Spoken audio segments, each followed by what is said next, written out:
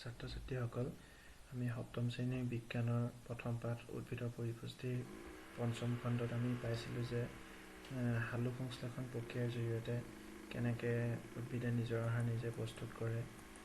গতিকে সেইখিনি কথা তোমালোকে ভালকৈ বুজি পাইছাই। একেবাৰে শেষত এটা বাক্য ক'লে যে সেয়েহে ক'ব পাৰি যে সকলো জীৱৰে শক্তিৰ মূল উৎস হৈছে সূৰ্য। এইষাৰনো কিয় ক'লে? এইষাৰ কথা তোমালোকে অকণমান বুজিব লাগিব যে সকলো জীৱই প্ৰত্যক্ষ বা পৰোক্ষভাৱে উদ্ভিদৰ ওপৰত নিৰ্ভৰ কৰে। এতিয়া জীৱই উদ্ভিদৰ ওপৰত নিৰ্ভৰ কৰে, উদ্ভিদে কাৰ ওপৰত নিৰ্ভৰ কৰে? সূৰ্যৰ ওপৰত নিৰ্ভৰ কৰে শক্তিৰ বাবে বা খাদ্যৰ বাবে। গতিকে আমি জীৱই কি হ'ল ইনডাইৰেক্টলি সূৰ্যৰ ওপৰত নিৰ্ভৰ কৰিবলগীয়া হ'ল। যদি সূৰ্য নাথাকে তেতিয়াহ'লে উদ্ভিদে খাদ্য প্ৰস্তুত কৰিব নোৱাৰে, উদ্ভিদে যদি খাদ্য প্ৰস্তুত কৰিব নোৱাৰে জীৱই খাদ্য নাপাব। গতিকে সূৰ্য নহ'লে আমি কোনো জীৱই খাদ্য নাপাম। গতিকে সেইকাৰণে কি বুলি ক'লে সকলো জীৱৰে শক্তিৰ মূল উৎস হৈছে সূৰ্য। গতিকে নেক্সট কি কৈছে চোৱাচোন, সালোক সংশ্লেষণৰ অবিহনে কোনো খাদ্য পোৱা নাযাব। সালোক সংশ্লেষণ যদি নহয় তেতিয়াহ'লে কোনো জীৱই খাদ্য নাপাব। প্ৰায় সকলোবোৰ জীৱই জীয়াই থাকিবৰ বাবে উদ্ভিদে প্ৰস্তুত কৰা খাদ্যৰ ওপৰত প্ৰত্যক্ষ বা পৰোক্ষভাৱে নিৰ্ভৰশীল। আমি কালিও পাইছিলোঁ যে সকলো জীৱই খাদ্যৰ বাবে উদ্ভিদৰ ওপৰত প্ৰত্যক্ষ বা পৰোক্ষভাৱে নিৰ্ভৰশীল হয়। তদুপৰি সকলো জীৱৰে জীৱন ধাৰণৰ বাবে প্ৰয়োজনীয় অক্সিজেনো সালোক সংশ্লেষণ প্ৰক্ৰিয়াৰ সময়তে উৎপন্ন হয়। এতিয়া আমি যে পাই আছিলোঁ যে উদ্ভিদে উশাহত কাৰ্বন ডাই অক্সাইড গেছ গ্ৰহণ কৰে আৰু নিশাহত অক্সিজেন গেছ উলিয়াই দিয়ে। গতিকে কোন প্ৰক্ৰিয়াৰ জৰিয়তে হয়? সালোক সংশ্লেষণ প্ৰক্ৰিয়াৰ জৰিয়তে উদ্ভিদে অক্সিজেন গেছ বায়ুমণ্ডললৈ এৰি দিয়ে আৰু তাৰ পৰাই আমি উশাহ ল'বলৈ অক্সিজেন পাওঁ। এইটো কথা তোমালোকে মনত ৰাখিবা। সালোক সংশ্লেষণ প্ৰক্ৰিয়া অবিহনে জীৱ পৃথিৱীত জীয়াই থকাটো অসম্ভৱ। এতিয়া চোৱাচোন সালোক সংশ্লেষণ প্ৰক্ৰিয়া জীৱৰ বাবে কিমান দৰকাৰী।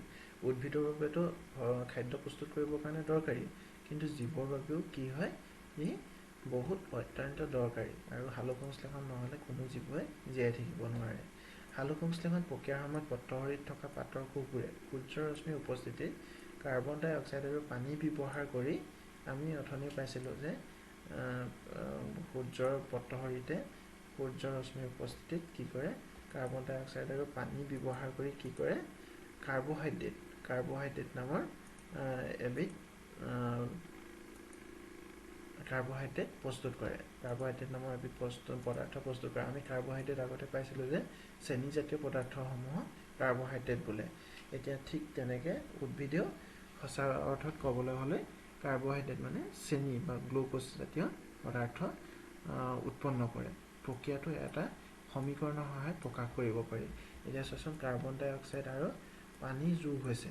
পানী যোগ হৈ কি হৈছে? সূৰ্যৰ ৰশ্মিৰ উপস্থিতিত পত্ৰশৰীৰতে কি কৰে? কাৰ্বহাইড্ৰেট আৰু তাৰ পৰা কি কৰে? অক্সিজেন গেছ নিৰ্গত কৰে। কাৰ্বহাইড্ৰেট উদ্ভিদে কি কৰে? খাদ্য হিচাপে গ্ৰহণ কৰে আৰু অক্সিজেন গেছ আমাৰ বায়ুমণ্ডললৈ এৰি দিয়ে। গতিকে সমীকৰণটোৰ ৰাসায়নিক সমীকৰণত যদি আমি চাওঁ কাৰ্বন ডাই অক্সাইডৰ সংকেত হৈছে CO2 আৰু পানীৰ সংকেত হৈছে H2O। এইফালে ছান এনাৰ্জি তাৰমানে সূৰ্যৰ ৰশ্মি আৰু এইফালে ক্ল'ৰ'ফিল। তাৰপিছত সমীকৰণটোত এটা প্ৰক্ৰিয়াৰ মাজেৰে কি হৈছে? কাৰ্বহাইড্ৰেট উৎপন্ন হৈছে C6H12O6। এইটো হ'ল কাৰ্বহাইড্ৰেটৰ সংকেত। এইটোক আমি চেনিৰ সংকেত বুলি ক'ব পাৰোঁ। আৰু O2 মানে হৈছে অক্সিজেন গেছ ক'লৈ নিৰ্গত হয়? বায়ুমণ্ডললৈ নিৰ্গত হয়। গতিকে তোমালোকে ভালকৈ বুজি পালাই নিশ্চয়।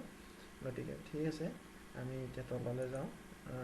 তোমালোকক কিতাপত আৰু এটা চিত্ৰ দিয়া আছে, এইটো চাব পাৰা তোমালোকে।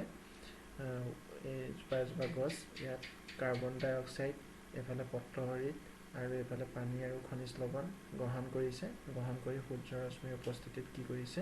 অক্সিজেন গেছ নিৰ্গত হৈছে আৰু গছজোপাই কি হৈছে? কাৰ্বহাইড্ৰেট উৎপন্ন কৰি নিজৰ খাদ্য হিচাপে গ্ৰহণ কৰিছে। ঠিক আছে, আমি এইডোখৰলৈকে বুজি পালোঁ চাগে ভালকৈ। আৰু এটা চিত্ৰ দিয়া আছিলে চোৱাচোন।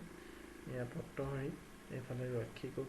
কালি আমি পাইছিলোঁ পত্ৰৰন্ধ্ৰ পাইছোঁ। পাত্ৰৰ গঠনটো দেখুৱাইছে। এইটো মুক্ত পত্ৰৰন্ধ্ৰ আৰু ৰক্ষীকোষ আৰু এইফালে মাজত কি হৈছে? মাজতে মুক্ত পত্ৰৰন্ধ্ৰ আছে। গতিকে এনেকৈ উদ্ভিদে মানে বায়ুৰ পৰা কাৰ্বন ডাই অক্সাইড গেছ শোষণ কৰে। তোমালোকে ভালকৈ এইটো চাবা, বুজি পাইছাই নিশ্চয়। পত্ৰহৰিত কি বস্তু, ৰক্ষীকোষ কি বস্তু, পত্ৰৰন্ধ্ৰ কি বস্তু, এইবিলাক গোটেই